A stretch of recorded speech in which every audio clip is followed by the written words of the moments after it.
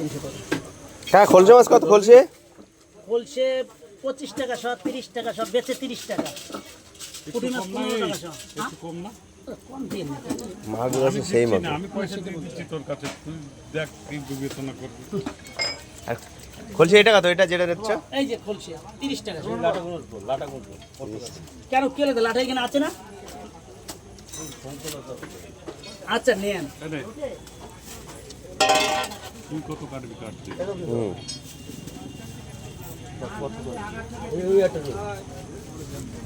300 আসলে আমার এই রুই কত করে? 200 টাকা।